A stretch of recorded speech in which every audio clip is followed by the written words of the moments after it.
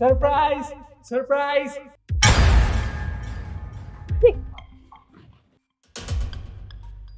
क्या कर रहे हो तुम निखिल ये? यार तुम गुस्सा क्यों कर रही हो? तुम्हें तो पता है ना मेरी मजाक करने की आदत है। और अभी 5 मिनट पहले तुमने फोन किया था कि मैं घर आने वाली हूँ, तो मैंने सोचा कि तुम्हारे साथ कौन सा प्रैंक करूँ, तो बस इसलिए मैंने एक कंबल तुम्हारे ऊपर डाल दिया। तुम्हें पता है ना निखिल, बाहर कितनी गर्मी हो रही है, इतनी धूप हो रही है बाहर, उसके बाद भी तुमने कंबल डाल दिया मेरे को इतनी गर्मी में। यार तू क्या हो गया?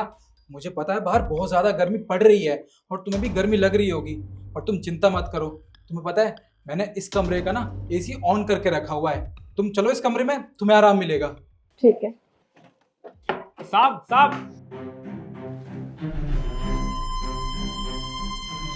ये मैडम आपके घर से चोरी करके भाग रही है। क्या? अरे तुम पागल हो गए हो क्या? ऐसे कैसे किसी पे भी चोरी का इल्जाम लगा सकते हो सकता है ये ऊपर फ्लैट पे रहती हो और नीचे जा रही हो और तुमने गलती से इनको चोर समझ लिया हो। साहब मैं सोसाइटी का गार्ड हूँ, मेरे को बहुत अच्छे से पता है मैडम आपके घर से चोरी करके जा रही है। अरे मैं तुम्हें कहाँ से चोर नजर आती हूँ? मैं मानती हूँ यहाँ पे मेरा कोई फ्लैट नहीं है, लेकिन मैं यहाँ पे रेंट का ही पूछने आई थी फ्लैट के लिए। हाँ नव्या, और तुम्हें पता है ये गार्ड ना अपना काम अच्छे से नहीं करता है।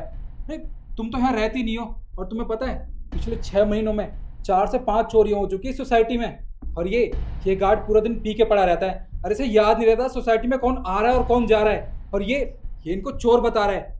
निखिल तुम्हें क्या हो गया है? तुम्हें कैसी बातें करे जा रहे हो? तुम्हें पता है ना कि वो यहाँ पे 4 से 5 सालों से काम कर रहा है और सबको उस पर बहुत भरोसा है और आज तक कोई चोरी नहीं हुई यहाँ पे। और वैसे भी वो यहाँ का सिक्योरिटी गार्ड है, उसके पास सारे रिकॉर्ड होते हैं कि यहाँ पे कौन रहता है, कौन आता है और कौन जाता है। अगर वो कह रहा है ये चोर है तो ये चोर है। साहब मैं अपना काम बड़े ईमानदारी से करता हूँ, और मैं 3-4 दिन से देख रहा हूँ ये मैडम आपके घर से रोज आना जाना लगा हुआ है इसका। क्या 3-4 दिन से? अब तो मुझे पक्का यकीन हो गया कि ये जरूर चोर है और यहाँ पे चोरी करने आई थी, है ना? अरे यार तुम्हें इस गार्ड की बात पे विश्वास हो रहा है पर अपने पति की बात पे नहीं। अरे मैं बोल रहा हूँ ये गार्ड ना एक नंबर का काम चोर है। इसे नहीं पता रहता सोसाइटी में कौन आ रहा है कौन जा रहा है, ये किसी को भी चोर ठहरा देगा और तुम इसकी बात पे विश्वास कर लोगी।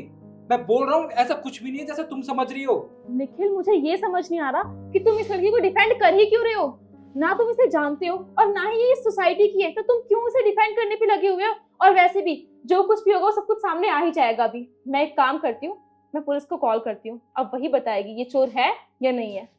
अरे नहीं नहीं रुको, पुलिस को फोन करने की जरूरत नहीं है, मैं तुम्हें बताती हूँ ना। वो क्या है ना, मैं यहाँ पे अपनी मर्जी से नहीं आती, मुझे तुम्हारा पति बुलाता है यहाँ पे। तुम पागल वागल हो गई हो क्या?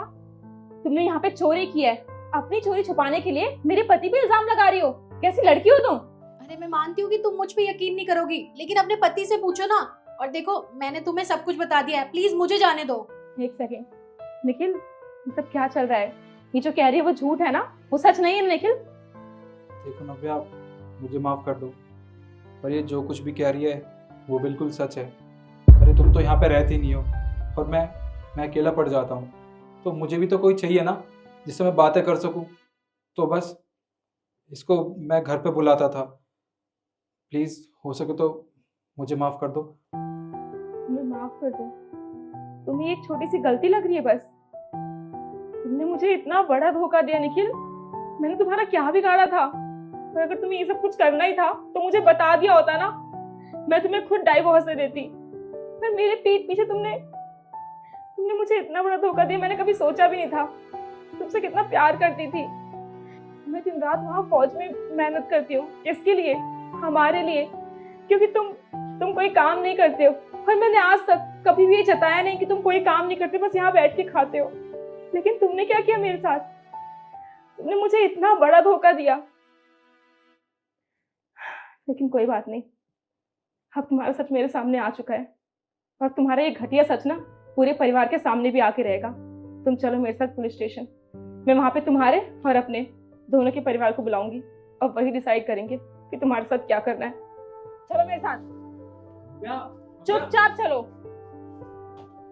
चलो तुम भी।